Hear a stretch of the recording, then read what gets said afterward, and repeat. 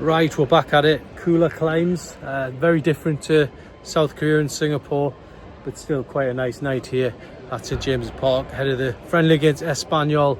Looks like Aaron Ramsdale's going to be making his debut this evening here in front of a big crowd, and yeah, players arriving. Feels like, you know, we're not far away from the big kickoff. The only problem is Newcastle haven't signed a new striker yet, so that is ongoing in the background for Newcastle United fans. That is very much at the top of their agenda. But tonight, it's a chance for others to stake a claim. William Asula again, probably going to get a chance tonight. And yeah, it'll be a tough one against the La Liga side, but Newcastle looking for the first victory of pre-season. Obviously, 3 defeats and a draw so far, so it'll be nice to get a bit of confidence in the tank. But Newcastle United kicks off 7:30 against Espanyol here tonight at St James's Park. Back on hallowed turf, and yeah, it's one of them where we're not far from the big kickoff now, so things starting to hot up on and off the field.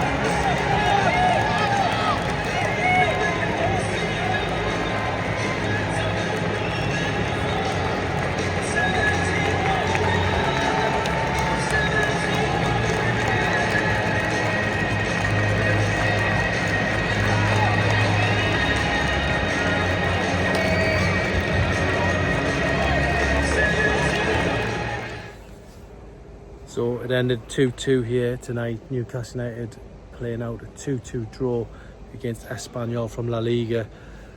And yeah, it was a bit of a strange performance from Newcastle, a bit subdued in places, going 1-0 down in the first half.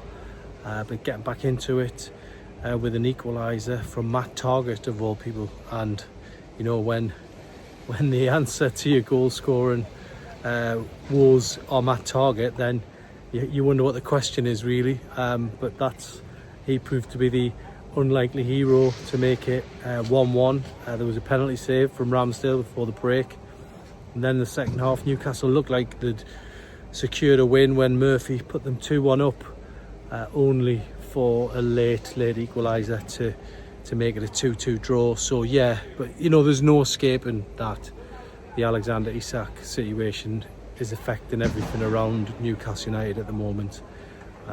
Of course the club will move on, of course nobody's bigger than the club, but you know, it's just, you can hear the sort of chatter about it on the terraces, the fact that he wasn't even in the stands tonight, the uncertainty going in that first game against Aston Villa.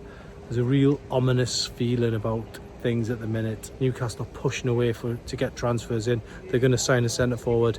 Either way, it's just a case of who that centre forward will be. But to not have your marquee centre forward on board it's a huge issue, and one that is going to dominate the sort of the agenda until this situation moves on. So yeah, 2-2 here tonight, but ultimately for me, we just cannot escape Alexander Isak talk.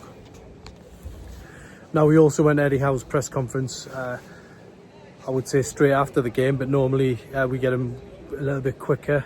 But today, because it wasn't a Premier League game and there was no rules in terms of how quick the manager can get down. It was, good 45, 50 minutes afterwards, obviously, and understandably, he was preparing what he wanted to say, and he has to choose his words very carefully, because this could go two ways. There's every chance Alexander Isak goes. There's no doubt about that. It's very ominous at the minute, but there's also a chance that Alexander Isak stays at Newcastle United, and unless Liverpool come up with the money, that will be the situation. And for Eddie Howe, he's got to keep that player in the right mindset, and he obviously didn't want to force him to play, although it is now clear that Alexander Isak is fit. There's no problem with the thigh anymore, and he is training, albeit he's training away from the group. Eddie Howe in there saying, I'd love to get him back in the group, back on the pitch, and pushing towards getting Newcastle United Premier League points again, which is what Newcastle will be aiming for in the next 7 days when they take on Aston Villa. So, this is how close the season is, and Newcastle do not have a recognised goal scorer ready to do the business for them in a black and white shirt. Eddie Howe basically said, as it stood on Friday night, he doesn't see the situation changing. It's unchanged. He was quite downbeat about that. It's not what he wants, so it's obviously something that Alexander Isak wants. It feels like Alexander Isak has said he doesn't want to play for Newcastle.